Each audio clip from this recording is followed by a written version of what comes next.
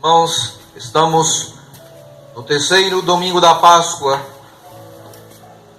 Mais uma vez, a liturgia de hoje nos apresenta uma aparição de Jesus Cristo ressuscitado. Hoje, há dois homens que estavam a caminho de Emaús, povoado pequeno, está próximo de Jerusalém. Estava próximo de Jerusalém. Estavam voltando, decepcionados, tristes, abatidos. Jesus Cristo se aproxima desses homens. Enquanto conversavam e discutiam, o próprio Jesus se aproximou e começou a caminhar com ele. Jesus pergunta: o que ides conversando pelo caminho? É uma pergunta que eu faço para todos os que estão aqui me escutando. E nós temos conversado, não, durante essa nossa caminhada, nesse contexto muito concreto em que estamos vivendo. Qual é a nossa conversa? De que se trata aquilo que falamos com os outros? Eu vos digo, hein? A conversa hoje é uma coisa só, ou várias coisas. É Covid-19, é economia, é quarentena, é confinamento, é política, é quem sai, quem fica, quem está certo, quem está errado, quem passa fome, quem não passa. É só esta conversa. Cristo diz: o que estáis conversando? Porque Cristo percebe que esses homens estão tristes. Mas será que a tristeza, irmãos, nossa, será que o nosso verdadeiro problema, será que o que de fato nos entristece são essas coisas que agora temos falado todos os dias? Será que o nosso problema é o coronavírus? Sinceramente. Será que o nosso problema é a economia? Sinceramente. O que te deixa triste hoje, o que te abate, são essas coisas? Nós sabemos que não, hein? Porque isso vai passar. Temos, cada um aqui, os que me assistem, temos algumas pessoas aqui também assistindo a missa.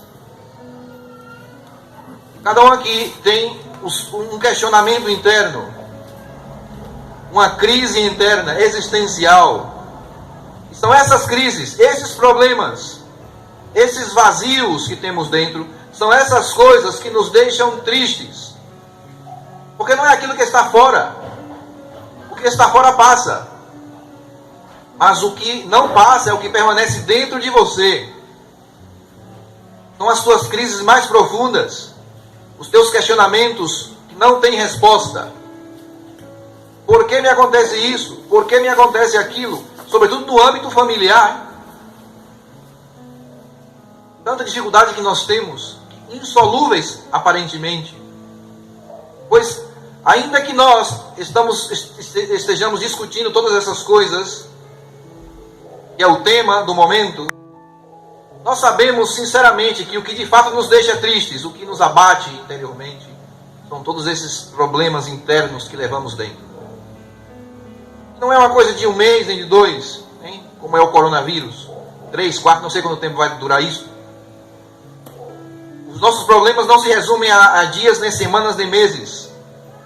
Os nossos problemas são muito mais profundos e que nós carregamos durante anos, sem ter respostas, sem saber o que fazer com eles. Pois Cristo sabe o que você tem. Cristo conhece a tua situação. E por isso Cristo quer caminhar contigo, para te ajudar. Mas o problema aqui, com esses homens, é o que acontece conosco.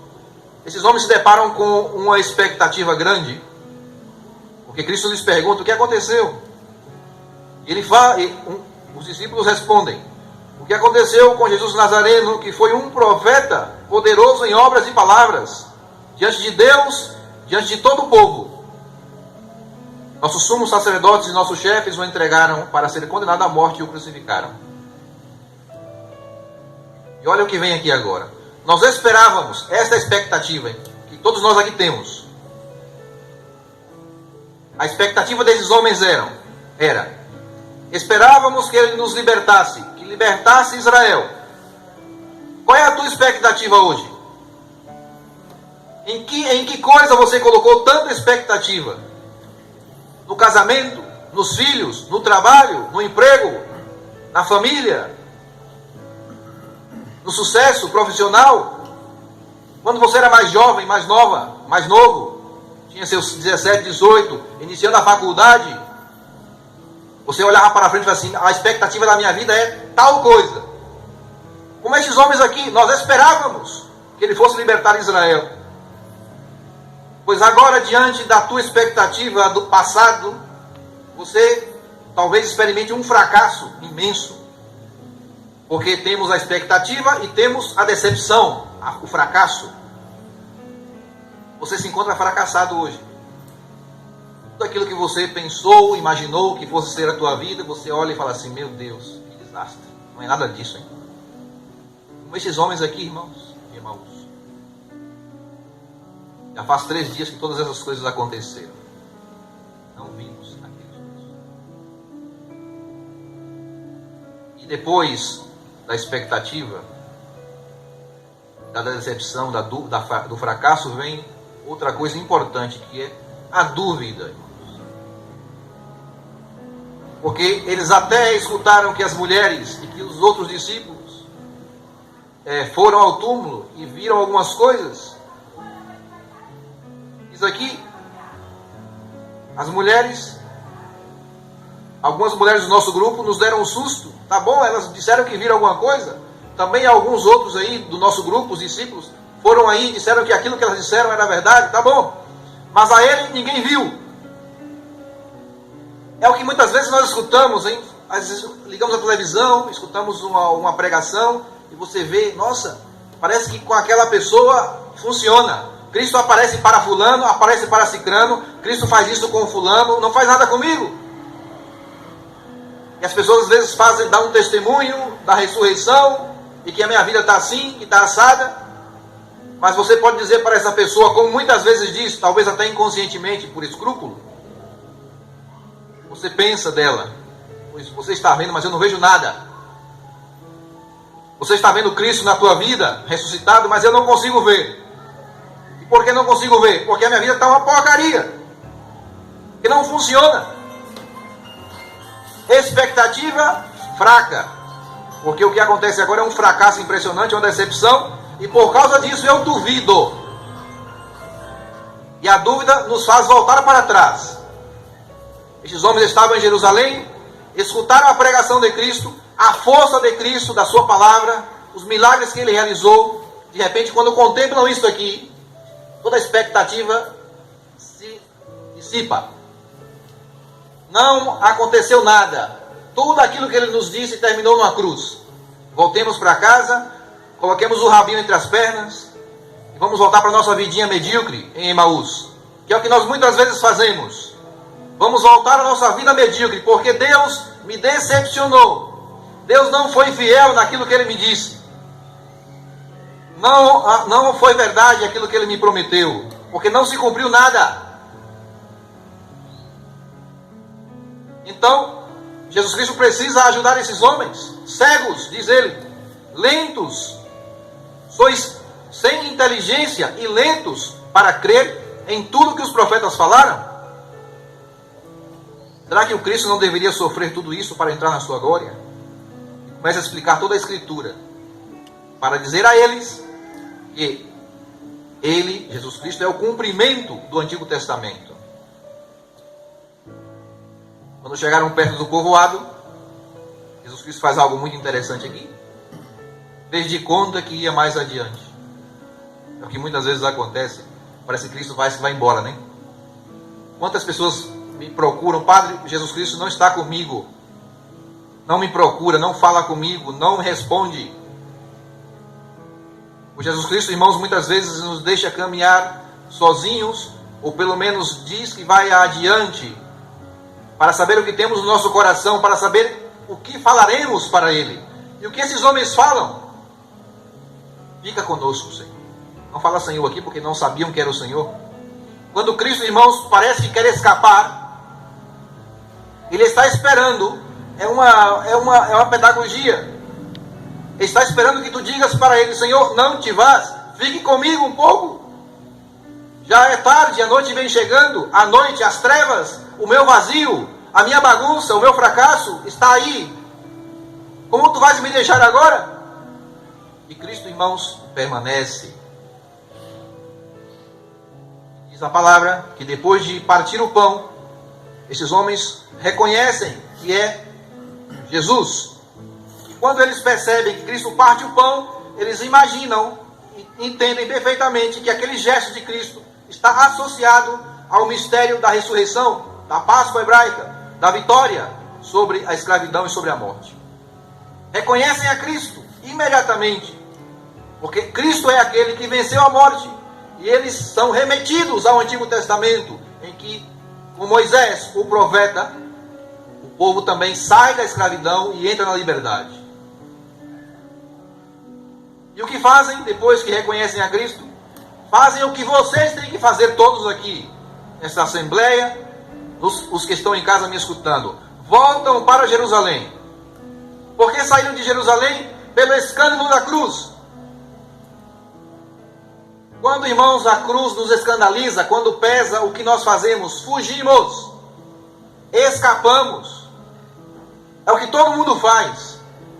Vocês acham que as pessoas se separam por quê? Porque vocês acham que um cara usa droga? Porque se embriaga, se embebeda? Porque foge de casa? Porque se mata? Se mata para fugir? Porque a cruz é tão pesada para ele, e por isso ninguém pode julgar. Esse cara está com frescura, essa menina não sei o quê. Por favor, você não sabe o sofrimento do outro. E quando alguém escapa do sofrimento, ele sabe por que está escapando. E você talvez não saiba. Mas é muito fácil julgar o outro, porque nós não estamos sofrendo como ele. Mas a tendência nossa é sempre essa, de escapar da cruz, fugir. Porque a cruz é escandalosa. Mas quando esses homens percebem que a cruz foi vencida, que Cristo está ressuscitado, o que eles fazem? Voltam para Jerusalém. Já não querem mais saber do Emaús, que é a nossa vidinha medíocre. Voltam a Jerusalém. Voltam a assumir a cruz. Qual é a tua Jerusalém hoje? O que te faz sofrer hoje? Qual é a tua cruz hoje? Pois volta para Jerusalém. Assume a tua cruz. E por que tu podes assumir a cruz? Porque a morte foi vencida. Já não precisas ter medo. E voltam alegres. E quando chegam, encontram no cenáculo os 11 reunidos.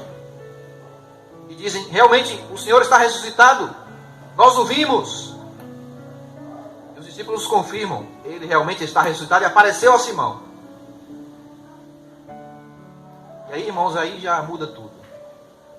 Nós somos medrosos, covardes, cagões. Essa é a palavra, adoro essa palavra. Mas no dia que você entender que a tua cruz está vencida em Cristo, você não precisa ter medo, seja lá qual seja o teu medo hoje, hein? Você entender esse mistério de que a morte, todas as nossas mortes foram vencidas na cruz de Cristo. E que Cristo, na ressurreição, nos redime, nos liberta de tudo isso. Então você já pode enfrentar qualquer coisa. Foi o que esses homens fizeram. Saíram de Emaús e voltaram para a cruz de novo. Para a realidade concreta que é a perseguição, a dureza, o sofrimento. Cada um volte aqui para a sua realidade. Não fuja. O cristão não foge. O cristão enfrenta. Porque tem a garantia de que Cristo não o decepciona. Não defrauda. Coragem, irmãos, que o Senhor nos ajude a poder nos sentar à mesa hoje com o Senhor e reconhecê-lo quando Ele partir o pão. Ainda que vocês estejam em casa e não podem participar da Eucaristia diretamente, comungando o corpo e sangue de Cristo, mas que cada um na sua casa possa, no partir o pão, reconhecer que Cristo entra hoje no teu Emaús, na tua realidade concreta, e fala ao teu coração.